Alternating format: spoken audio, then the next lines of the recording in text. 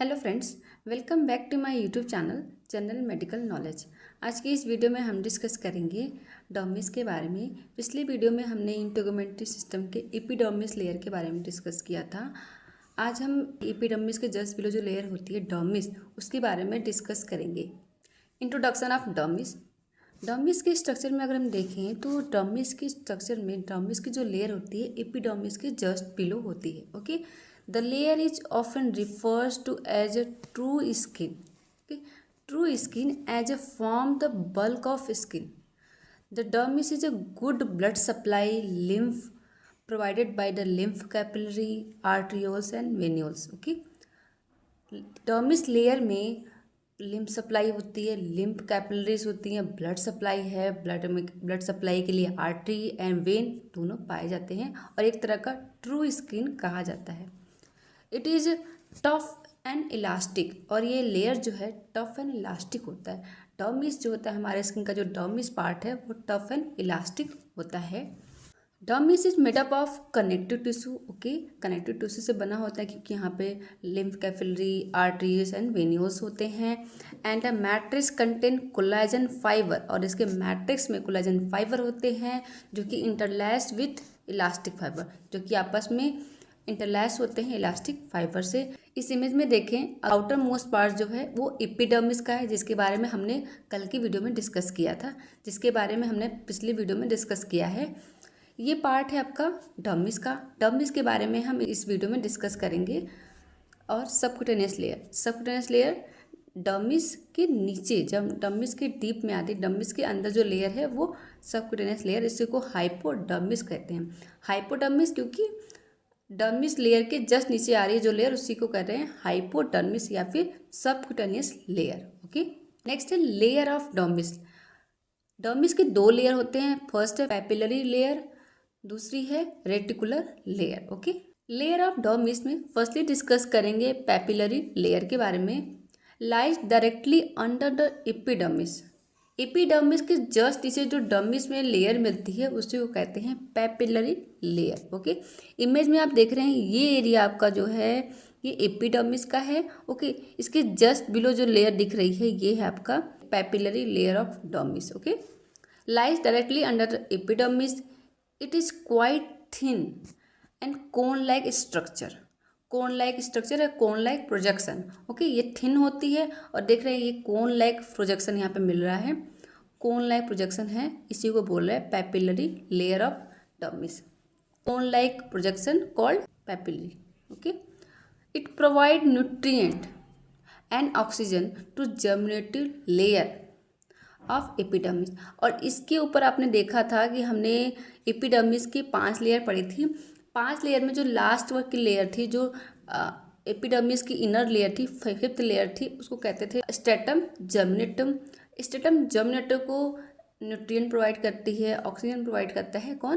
Papillary layer of dermis. Okay, उसके नीचे आता है, पैपिलरी लेयर के नीचे आता है रेटिकुलर लेयर, जिसके बारे में हम फर्दर डिस्कस करेंगे। नेक्स्ट लेयर है रेटिकुलर लेयर।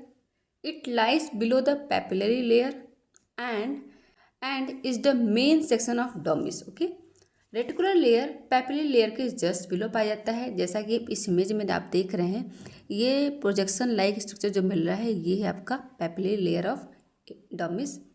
उसके नीचे जो लेयर आपको मिलेंगी, उसके नीचे जो स्ट्रक्चर आपको मिल रहा है वो रेटिकुलर लेयर का पार्ट है डर्मिस का। Okay, with in the reticular layer collagen and elastin fibre present. जैसा कि हमने डर्मिस की शुरुआती में पढ़ा था, इंट्रोडक्शन में पढ़ा था कि डर्मिस के लेयर में कोलेजन फाइबर और इलास्टिन फाइबर होते हैं। तो कोलेजन और इलास्टिन फाइबर रेटिकुलर लेयर में होते हैं। ओके, नेक्स्ट है reticular layer consist of collagen and elastin fibre. Firstly discuss करेंगे कोलेजन के बारे में। Collagen give the skin plump. Okay, collagen की वजह से स्किन प्लम्पी दिखाई देता है, हमारा कोलेजन की वजह से स्किन प्लम्प होता है। एंड यूथफुल अपीयरेंस, और हम यंग दिखाई देते हैं। ओके, और कोलेजन की वजह से हमारा स्किन में झुर्रियाँ नहीं होती, हमारे स्किन में टाइटनेस रहती है और हम यूथफुल दिखाई देते हैं। And is a white fibrous tissue made up of protein, और ये एक तरह का वाइट फाइब्रस टिश्यू से बना होता है कोलेजन, और ये एक तरह का प्रोटीन है, वाइट फाइब्रस टिश्यू से बना होता है जो कि एक तरह का प्रोटीन होता है।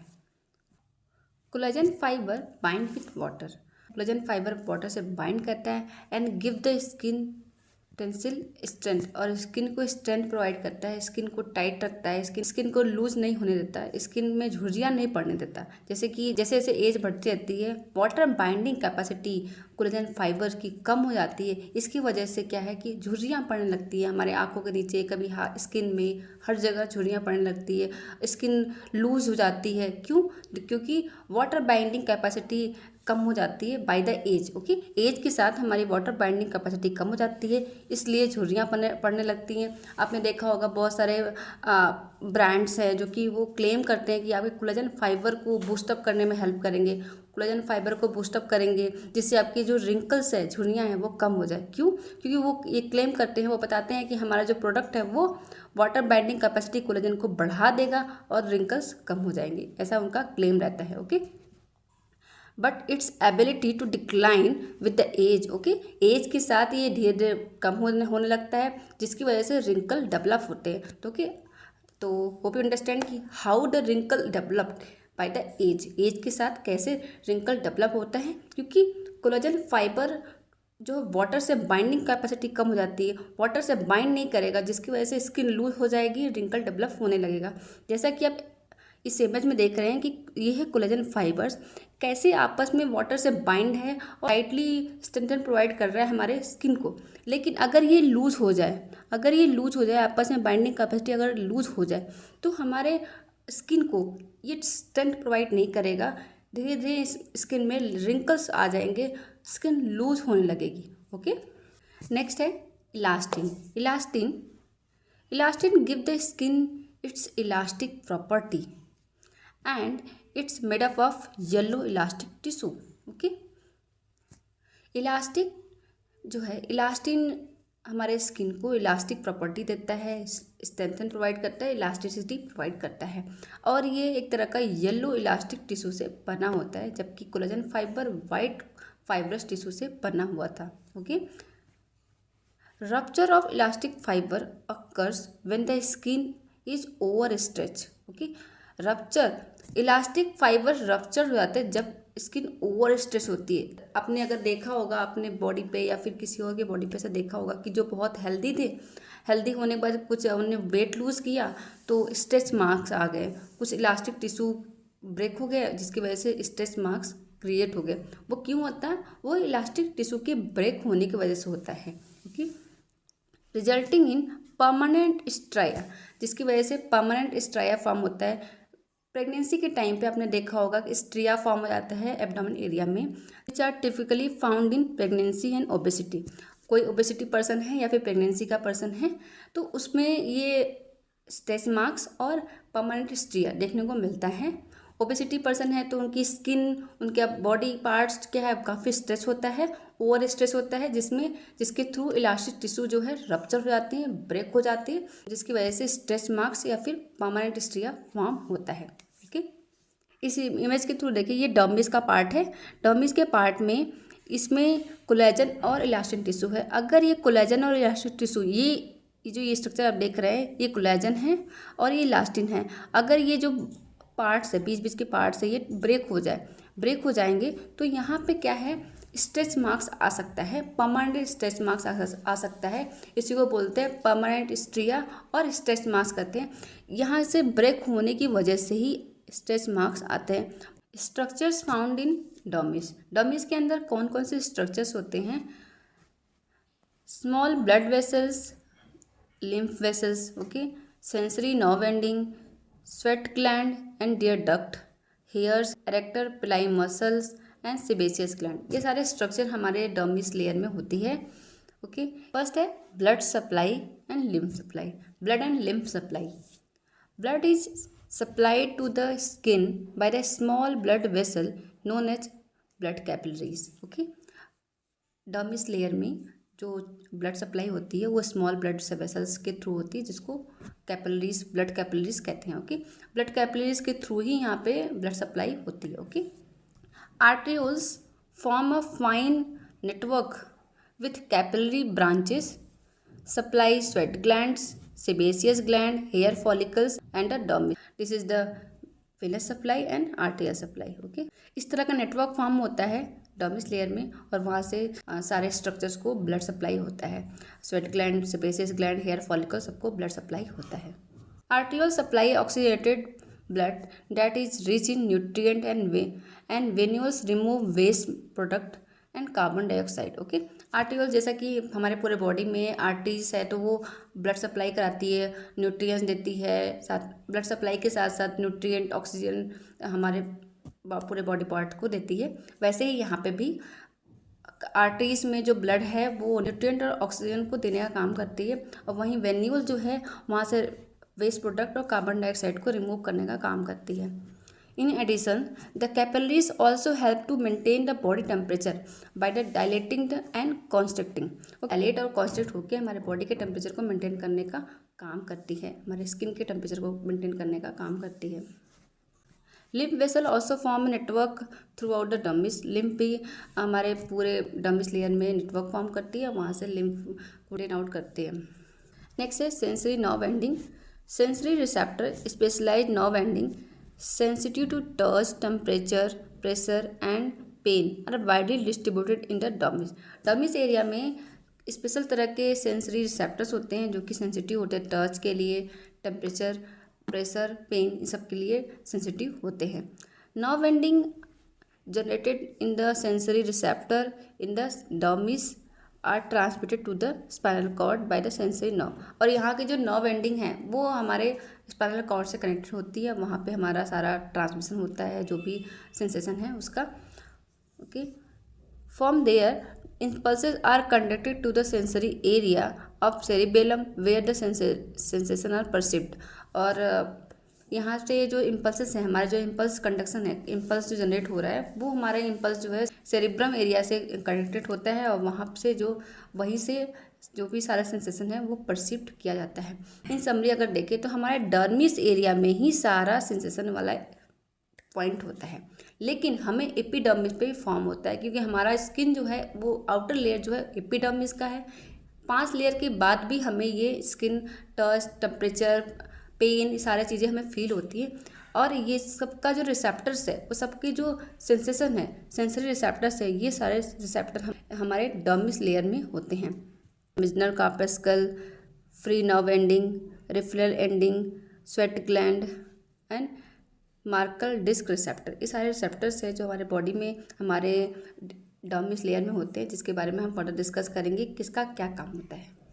टच के लिए मिजनर कार्पस्कल होता है हमारे डर्मिस लेयर में. पेन के लिए पेन कार्पस्कल होते हैं. प्रेशर के लिए पेसिनियर कार्पस्कल होते हैं. हीट के लिए रेफ्रेंट कार्पस्कल होते हैं. एंड कोल्ड के लिए क्रूजेस इन बल्ब होते हैं. ओके, ये सारे कुछ सेंसरी रिसेप्टर्स है जो हमारे डर्मिस लेयर में होते हैं और हमें एपिडर्मिस लेयर पे भी हमें सारे प्रॉब्लम को सेंस कर पाते हैं ड्यू टू डर्मिस लेयर में ये सारे हमारे सेंसरी रिसेप्टर प्रेजेंट है. ओके, नेक्स्ट है डर्मिस लेयर का कंपोनेंट, वो है sweat gland. Sweat gland which are sometime refers to as a sudoriferous gland derived from Latin word sudor का मतलब होता है स्वेट. ये एक टर्म है जो कि स्यूडर वर्ड से लिया गया है, लैटिन के स्यूडर वर्ड से लिया गया है, जिसका मीनिंग होता है sweat. Okay, are the small tubular structure of the skin that produce sweat. और एक तरह का स्मॉल ट्यूबुलर स्ट्रक्चर होता है जो कि स्वेट प्रोड्यूस करने का काम करता है. Sweat gland are appendages of integumentary system. Sweat gland एक तरह का अपेंडेजेस है जो कि हमारे इंटेगुमेंटरी सिस्टम का एक पार्ट होता है. Okay, they extend from epidermis to the dermis and are found all over the body. However, they are particularly numerous in the palm of hand, sole, feet. Okay, ये हमारे ऐसे एक्सटेंडेड पार्ट हैं, ऐसे tubular extended part है जो कि epidermis dermis दोनों layer में फैले होते हैं और हमारे ऑल ओवर बॉडी इंक्लूडिंग हमारे पाम, सोल, हैंड, फीट हर जगह ये पाए जाते हैं. दे रेगुलेट बॉडी टेम्परेचर, ओके। और ये हमारे बॉडी के टेम्परेचर को रेगुलेट करने का काम करता है by allowing sweat to evaporate from the body. और ये स्वेट को प्रोड्यूस करके हमारे बॉडी से हीट को इवेपोरेट करने का काम करता है, जिसकी वजह से हमारे बॉडी कोल्ड रहता है, हमारे बॉडी कूल रहती है। एक तरह का बॉडी के कूलिंग सिस्टम को मेंटेन करने का काम करता है, बॉडी के टेम्परेचर को रेगुलेट करने का काम करता है by the evaporating sweat, okay. Sweat को प्रोड्यूस करता है और स्वेट अगर जैसे हमारे बॉडी से इवेपोरेट होगा हमारी बॉडी कूल हो जाती है। नेक्स्ट है टाइप ऑफ स्वेट ग्लैंड। दो तरह के स्वेट ग्लैंड होते हैं, eccrine and apocrine, okay. First है इक्राइन ग्लैंड। फर्स्ट है स्वेट ग्लैंड का eccrine gland. These are the most common type of sweat gland and open on to the skin surface through tiny pores. एक तरह का ये बहुत common sweat gland है जो कि हमारे बॉडी में स्किन के सरफेस पे ओपन हो जाता है, जिस टिनी टिनी जो पोर्स है उसके सरफेस से ये ओपन होता है, eccrine gland, okay. This is the eccrine gland. Eccrine gland जो कि हमारे डर्मिस लेयर में है और डर्मिस लेयर से होते हुए एपिडर्मिस लेयर के छोटे छोटे जो पोर्स है, हमारे बॉडी के छोटे छोटे पोर्स है, वहाँ से ये ओपन हो जाता है, okay.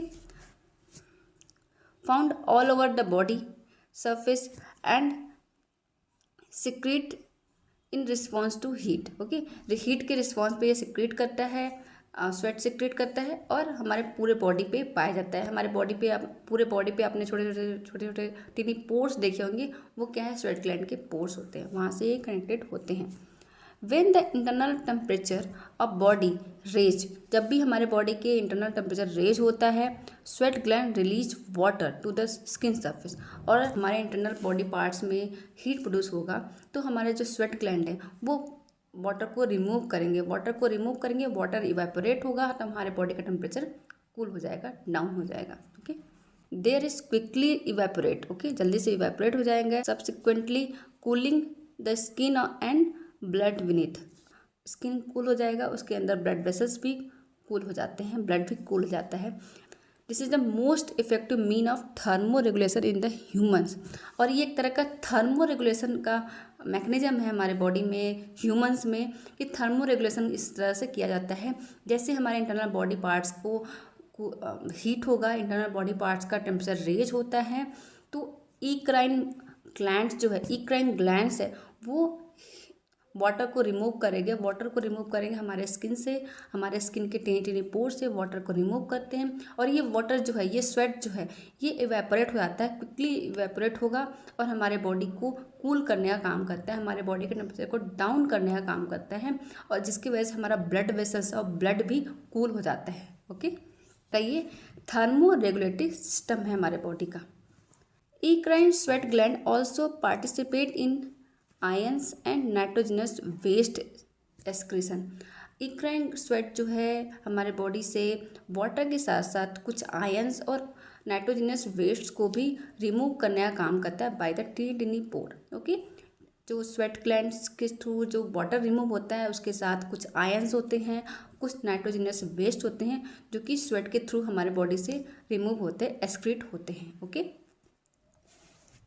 This is the eccrine gland, okay. Eccrine gland जो कि हमारे डर्मिस लेयर में है और डर्मिस लेयर से एपिडर्मिस होते हुए टिनी पोर से ओपन हो रही है।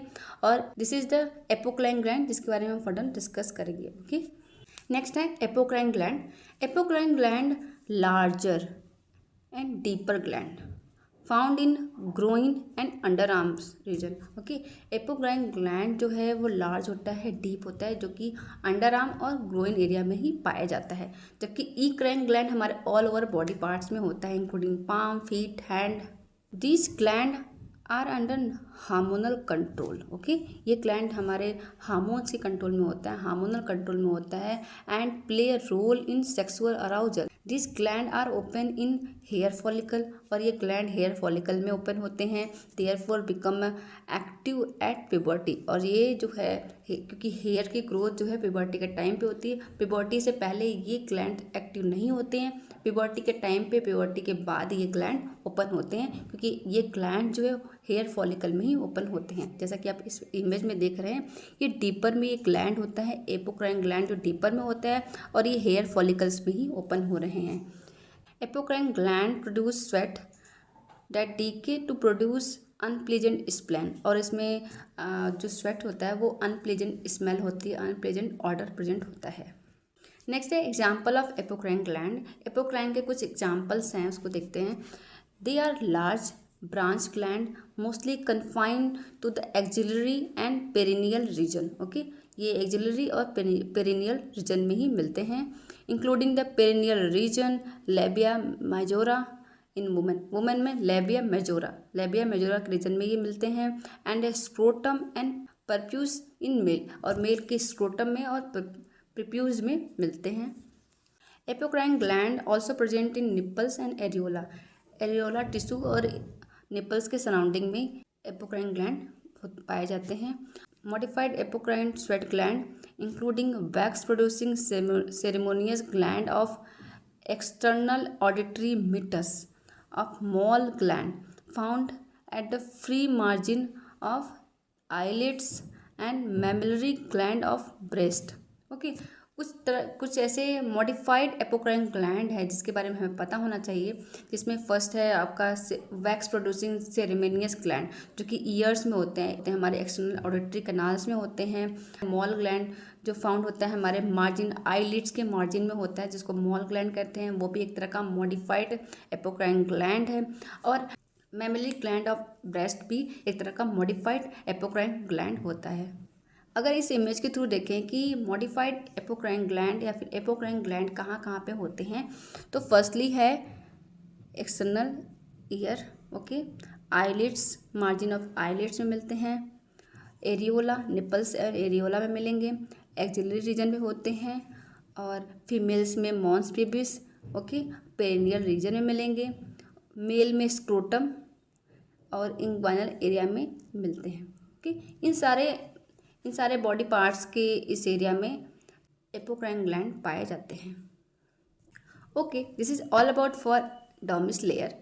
Hope you understand all this thing about dermis layer. If you like the video, please like, subscribe and share my channel. Okay, thanks for watching.